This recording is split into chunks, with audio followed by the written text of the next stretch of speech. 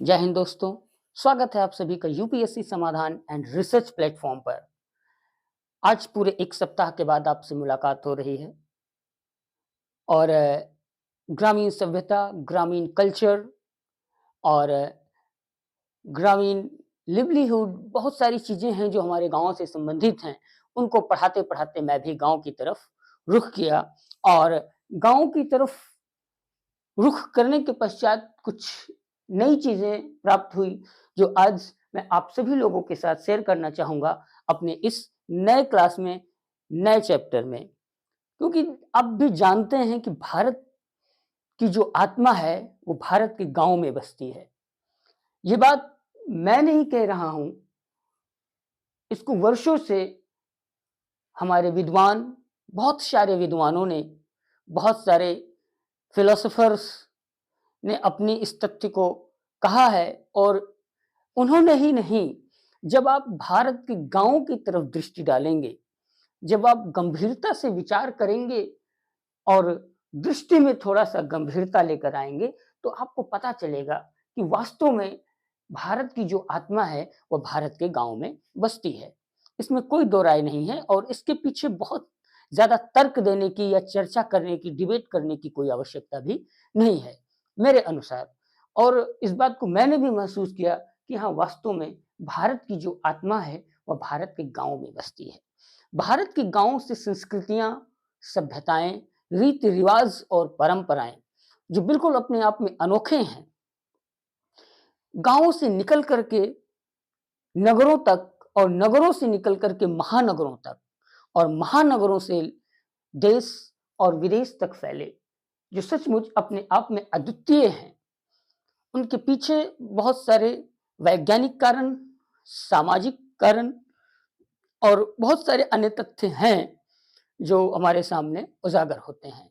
तो आज यहाँ पर जो हम चर्चा करने जा रहे हैं अपने इस नए अध्याय में, हमारे चैप्टर का नाम है रूरल लिवलीहुड। रूरल लिवलीहुड क्या है? रूरल लिवलीहुड मतलब ग्रामीण आजीविका। ग्रामीण आजीविका क्या है? ग्रामीण आजीविका मतलब गाँव के लोग किस प्रकार से अपने जीवन का निर्वहन करते हैं। शहर में लोग अपने जीवन का निर्वहन किस प्रकार से करते हैं, सभी लोग जानते हैं। गाँव में किस प्रकार से लोगों की जीवन का निर्वाह हो रहा है, मैक्सिमम लोग जानते हैं। फिर भी हमें उनको एक क्रमबद्ध तरीके से देख लेना अनिवार्य हो जाता है। विशेष करके उस समय जब हम यूपीएससी की तैयारी कर रहे होते हैं या देश को और उसकी सभ्यता और संस्कृति या उसके पैटर्न को जब एक नए नज़रिए से या गंभीरता से देखना चाह रहे होते हैं। तो ऐसी परिस्थिति में हमें सबसे पहले जब हम गाँव की बात करते हैं, ग्रामीण लेवल की बात करते हैं, ग्रामीण स्तर की बात करते हैं, तो हमें पता चलता है कि जो गाँव के लोग हैं, यानी जो ग्रामीण लोग हैं, उनका प्राथमिक और महत्वपूर्ण व्यवसाय जो है, वह है कृषि कार्य। यानी उनका जीवन जो निर्भर होता है, वह कृषि पर निर्भर होता है। तो सबसे पहला जो तथ्य है, वह क्या है? उनकी आजीविका का जो साधन है, वह साधन होता है नंबर 1 कृषि। कृषि कृषि आप जानते हैं कि मानव ने जब अपना एस्टेब्लिशमेंट स्टार्ट किया, तो सबसे पहले जो एस्टेब्लिशमेंट स्टार्ट किया था, वह कृषि कार्य को लेकर के ही था। जब कृषि कार्य में मानव दक्ष हो जाता है या कृषि कार्य में दक्ष होने की प्रक्रिया की ओर बढ़ रहा होता है, तो उसे सबसे पहले जो उसका सेटलमेंट होता है, वह होता है कृषि कार्य यानी खेती-बाड़ी। नॉर्मल भाषा में हम कहें तो खेती-बाड़ी।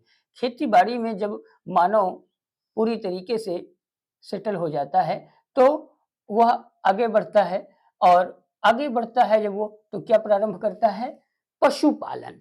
पशुपालन और कृषि ये दोनों एक दूसरे से काफ़ी काफ़ी क्या एक दूसरे के पूरक हैं।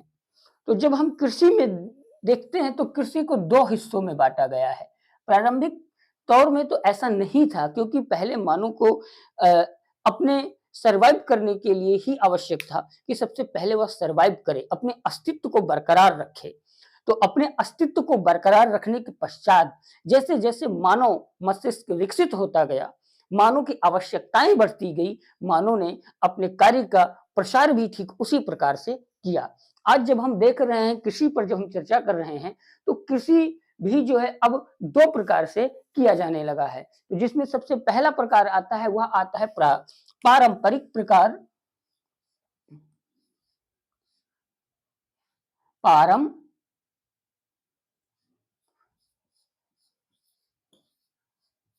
पारंपरिक, और दूसरा होता है व्यावसायिक।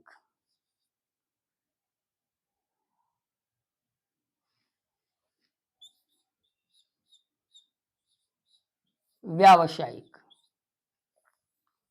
यानी कि ट्रेडिशनल फार्मिंग और प्रोफेशनल फार्मिंग, ये 2 तरीके की फार्मिंग की जा रही है वर्तमान समय में भारत में। इसके बाद जब हम दूसरे तथ्य पर चर्चा करते हैं, तो उस तथ्य पर चर्चा करने से पूर्व थोड़ा-सा हमें पीछे जाना होगा। हमने अपने पिछली कक्षा में जो चर्चा किया था, वो चर्चा यह किया था कि मानव कृषि को जब स्टेब्लिश कर लेता है, एग्रीकल्चर डेवलप होना प्रारंभ कर देता है, एक स्टेप पर, एक लेवल पर आ जाता है, तो मानव जो है पशुपालन की तरफ आगे बढ़ता है। तो पशुपालन और कृषि कार्य ये दोनों एक दूसरे के पूरक होते हैं। तो इसलिए मानव जो दूसरा कार्य करता है अपने जीवन के निर्वाह के लिए, वह होता है पशुपालन।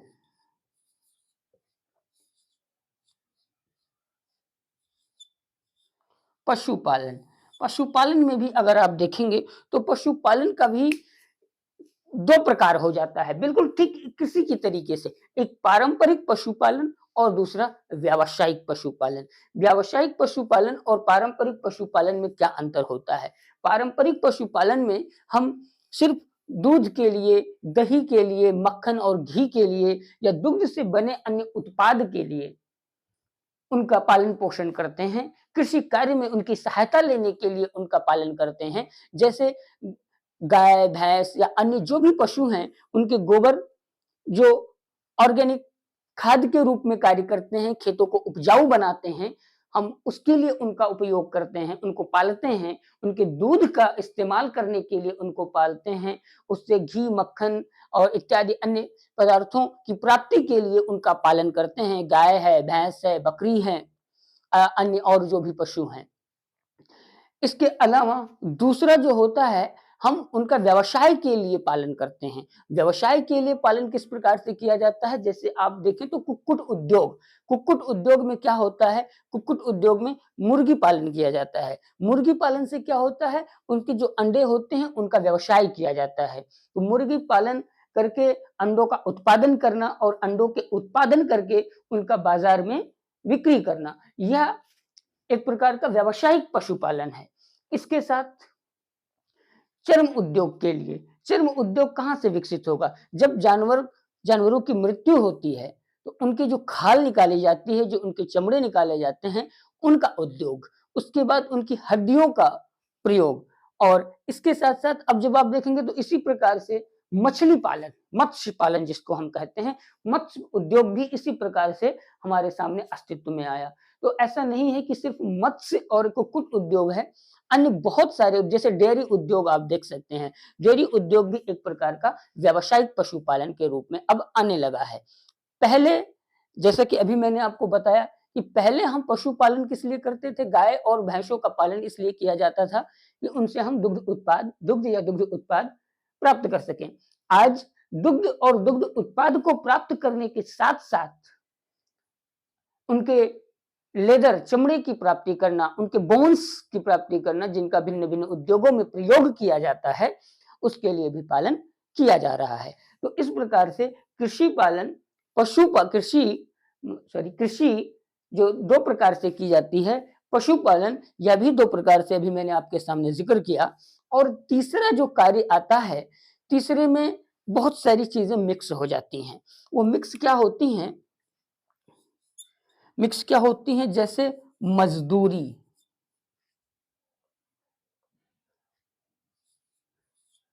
मजदूरी, मजदूरी करना। अब मजदूरी करने के साथ-साथ अभी ग्रामीण समाज में जब आप देखेंगे तो अब लोग व्यवसाय की तरफ भी बढ़ रहे हैं, यानी बिजनेस भी कर रहे हैं, गवर्नमेंट जॉब, प्राइवेट सेक्टर में जॉब वह भी कर रहे हैं। तो अब सिर्फ मजदूरी तक ही जो तीसरा स्तर है वह सीमित नहीं है। हालांकि जो इनका प्राथमिक और महत्वपूर्ण उद्योग है वह होता है कृषि और पशुपालन। अब आप देखिए कि कृषि में जो पारंपरिक कृषि है वह क्या होते हैं। पारंपरिक कृषि में जब आप देखेंगे तो गेहूं का उत्पादन है, गेहूं का उत्पादन, चावल का उत्पादन, मक्के का उत्पादन, सरसों का उत्पादन, जौ का उत्पादन, जौ का उत्पादन, दालों का उत्पादन, दालें इत्यादि। तो इस प्रकार से यहाँ पे हर एक फसलों का जिक्र कर पाना मुश्किल है, क्योंकि फसलों की वैरायटी ही बहुत ज्यादा हो चुकी है। और दूसरी जब हम देखते हैं व्यावसायिक कृषि में, तो व्यावसायिक कृषि में क्या होता है, गन्ना, कपास और मसाले, ड्राई फ्रूट्स,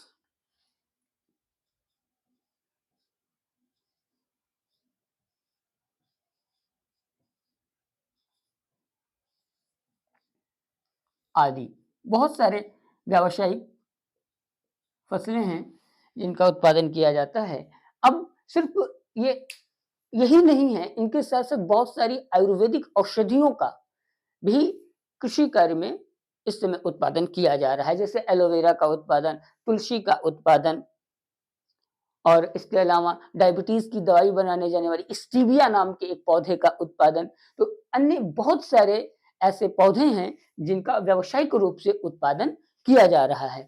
दूसरा जो पारंपरिक है, गेहूं, चावल, मक्के, सरसों, जौ, दालें आदि, इनका बिक्री इनकी भी की जाती है। ऐसा नहीं है कि इनकी बिक्री नहीं की जाती है, लेकिन सर्वप्रथम इनके उत्पादन का जो उद्देश्य होता है वह उद्देश्य होता है अपने जीवन का निर्वाह करना, यानी अपने खाने के लिए, खाद्यान्न के उद्देश्य से अपने खाने पीने के लिए सबसे पहले इनको रखा जाता है। यदि हमारे खाने की अधिक एक्सेस मटेरियल हमारे पास हो जाता है तभी हम उनका बिक्री करते हैं, अन्यथा नहीं करते हैं। लेकिन इनका जो उत्पादन किया जाता है, व्यावसायिक कृषि में जिन अनाजों का उत्पादन किया जाता है, उनका मुख्य उद्देश्य ही यही होता है कि उनका उत्पादन करना और उनको बाजार में बेच करके उनसे पैसे कमाना। तो इस प्रकार से जब आप देखते हैं तो पारंपरिक और व्यावसायिक दो पार्ट में कृषि कार्य बट जाता है। इसी प्रकार से मैंने आपके सामने पशुपालन की भी बात की, तो पशुपालन भी मैंने आपको बताया कि यह भी दो पार्ट में डिवाइड हो जाता है। एक तो पारंपरिक हो गया और दूसरा हो गया व्यावसायिक।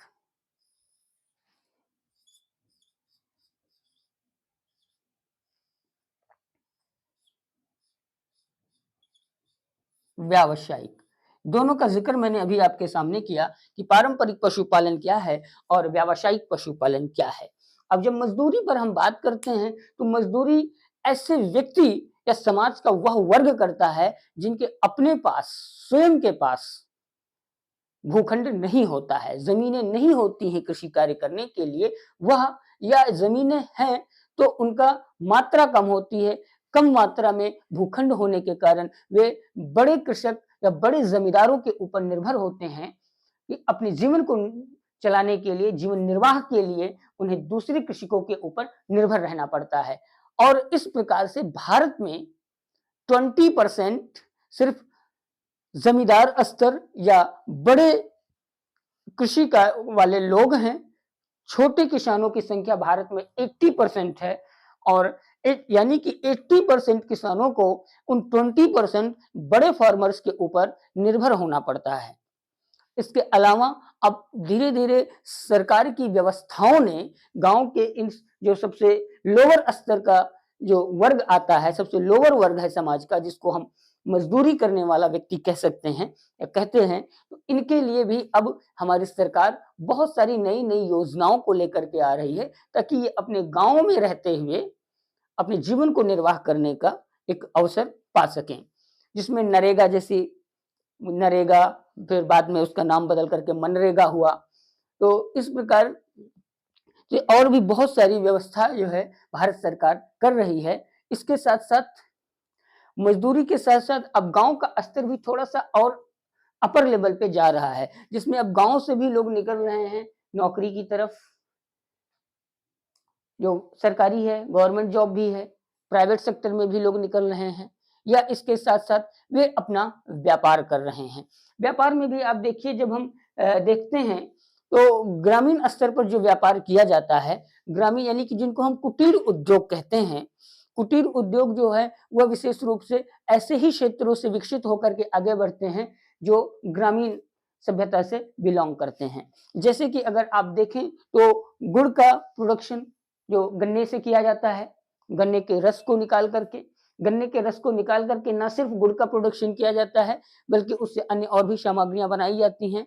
जैसे उसका खोई, यानी कि गन्ने के जूस को निकालने के बाद जो उसका खोई बचता है, उसका प्रयोग किया जाता है गत्ते के उत्पादन में। जो इसका रस होता है, रस से को फ़िल्टर करने के बाद जो उसका मल बचता है, कचरा बचता है, उसका प्रयोग किया जाता है, किस लिए? वाइन बनाने के लिए। उसके बाद जो चीज़ें बचती हैं, उनका प्रयोग किया जाता है इलेक्ट्रिसिटी के प्रोडक्शन में। तो इस प्रकार बहुत सारे एक पदार्थ से अन्य बहुत सारी चीज़ों का उत्पादन किया जा रहा है। धीरे-धीरे गाँव की जो व्यवस्था है, अब उसमें भी इम्प्रूवमेंट आना शुरू हो चुका है। तो अब जब हम ये चीज़ देखते हैं, तो अब इनके साथ-साथ साग-सब्जियों का भी उत्पादन किया जाता है, जिससे डेली बेसिस पर लोगों का जीवन निर्वाह हो रहा है। डेली का उत्पादन हुआ, उसको बेचा और उससे धनार्जन किया। तो इसमें भी जब हम और डिटेल में जाएँगे, तब देखेंगे कि इनके भी टर्म डिवाइड हो जाते हैं। जैसे एक होता है शॉर्ट टर्म प्रोफेशनल फार्मिंग, एक होता है लॉन्ग टर्म प्रोफेशनल फार्मिंग। ऐसे शॉर्ट टर्म प्रोफेशनल फार्मिंग का जो मतलब हुआ, वो ये हुआ कि कुछ ऐसे कृषि प्रोडक्ट का उत्पादन करना जो 2 महीने, 3 महीने में वो तैयार हो जाएँ और उनकी बिक्री करके उनसे धनार्जन किया जाए। कुछ ऐसे फसलें हैं जिनका उत्पादन करने में समय लगता है, 6 महीना, 8 महीना, साल महीना, जिनको हम लॉन्ग टर्म प्रोफेशनल फार्मिंग कह सकते हैं। तो इस प्रकार से ये जो रूरल लिवलीहुड है, यानी ग्रामीण आजीविका जो हमारा चैप्टर है, चैप्टर 8 है ये, इस चैप्टर को हम यहीं पर विराम देते हैं और आशा करता हूँ कि आप सभी लोगों को अच्छी तरीके से समझ में आया होगा। यदि नहीं समझ में आया है, तो आप कमेंट के ज़रिए कॉन्टैक्ट करके आप फिर से इस लेक्चर को दोबारा से हमसे कहने के लिए, बोलने के लिए कह सकते हैं। स्टडी मटेरियल अगर आप चाहते हैं, आप कमेंट बॉक्स में हमें अपना मैसेज डालिए, अपना कॉन्टैक्ट नंबर डालिए, या आप डायरेक्ट हमसे कॉन्टैक्ट कीजिए। हम आपको स्टडी मटेरियल भी प्रोवाइड करेंगे, वो भी प्रोवाइड करवाते हैं। तो इस प्रकार आपको कहीं मेरे ख़्याल से कोई प्रॉब्लम नहीं आनी चाहिए, लेकिन फिर भी इन केस अगर ऐसा है, तो निसंकोच आप हमसे संपर्क कर सकते हैं। विशेष रूप से हमारी कोचिंग का यही उद्देश्य है, ऐसे विद्यार्थी जिनको आर्थिक रूप से समस्याएँ हैं और वे अपनी पढ़ाई को कंप्लीट करने में अभी फाइट कर रहे हैं, संघर्ष कर रहे हैं, और निसंकोच रूप से हमसे जुड़ें, उनको पूरी सहायता दी जाएगी। वे अपनी पढ़ाई को जारी रखें और उनकी जो मंजिल है यूपीएससी को क्रैक करना, नीली बत्ती की गाड़ी में बैठना, वे उस सपने को साकार करें। फिलहाल के लिए अब इस सेशन को हम यहीं विराम देते हैं। आपसे फिर मिलेंगे नए सेशन में नए चैप्टर के साथ। तब तक के लिए आप व्यस्त रहें, मस्त रहें और अपनी पढ़ाई करते रहें, पूरे मन के साथ, लगन के साथ, पूरी ईमानदारी के साथ। फिर मिलेंगे दोस्तों। जय हिंद।